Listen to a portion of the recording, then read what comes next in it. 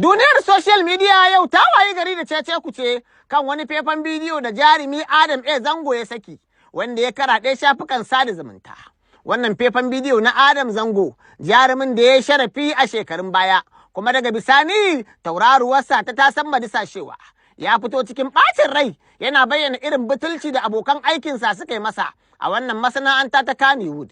Adam Zango, wanda mawaƙi ne kuma jarumi, ya bayyana irin hidima da ya yi wa abokan aikin nasa zamanin ana yayinsa. Sai dai ya ce yanzu sun juya masa baya lokacin da yake buƙatar tallafinsu.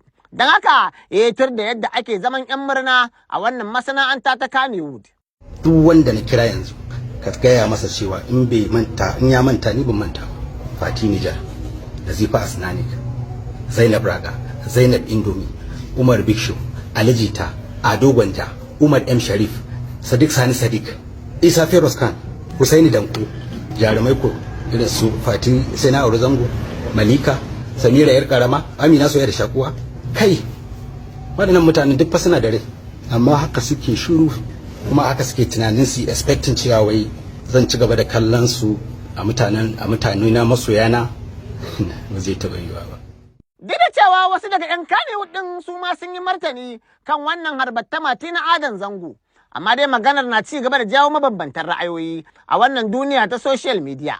Alal misali, jarumi kuma mawaƙi Ali Isa Jita ya saki nasa faifan bidiyon kan wannan batu na kukan Adam Zango, inda yake cewar haƙiƙa sun yi zaman mutunci da Adamu, kuma an yi cuɗannin cuɗe ka, kuma za su iyakar ƙoƙari wajen shawo kan matsalar da Adamun ke ciki.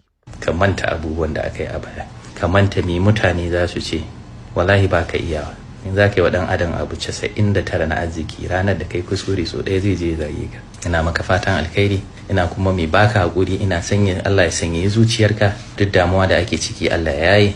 Kuma mun yi kuskure, ɗan adam ajizi ne, wallahi hankalinmu bai kai tunaninmu ko mu ce bari ko wani abu yake faruwa ba, bari mu fito mu kare, kamar ma san me yake faruwa ba, kowa cikinmu ba zama muke ba. To shin wani irin kallo masana ke yi wa wannan batu? Farfesa Abdallah Uba Adamu, masani ne mai bibiyar harkokin Kannywood, ya ce haƙiƙa Adam Zango ya taso cikin karsashi kuma tauraruwarsa na haskawa, sai dai daga bisani ya game da kusufi. A ko'ina mutane suka taru masu basira da fasaha, aka ba Allah ya ba wani daga cikinsu ɗaukaka fiye da shauran, to fa dole ya samu hasada da kyashi daga wajen abokan aikinsa.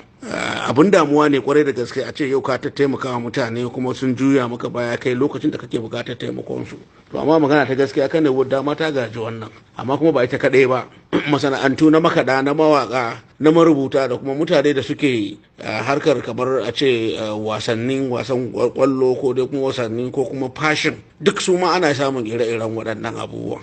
Ran da aka ce tauraruwa ka ta riga ta yi ƙasa, to fa kenan kowa sai ya bujire muka yi banza da kai. Sai dai Allah ya taimake ka kuma tauraro ta sake dagowa, sannan kuma sa ga ana rabobinka.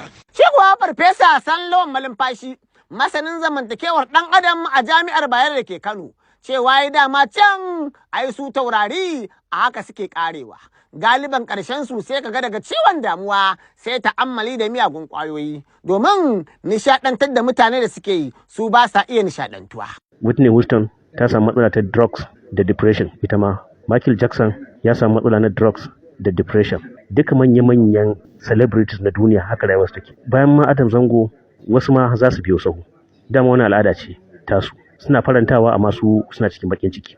Kalamun shi wannan bawan Allah kalamai ne da suke auna damuwa, depression saboda kalubale na rayuwa da yake fuskanta a halin yanzu. Farfesa Sanlawan Malumfashi kenan, masanin zamantakewar ɗan adam a Jami'ar Bayero da ke Kano.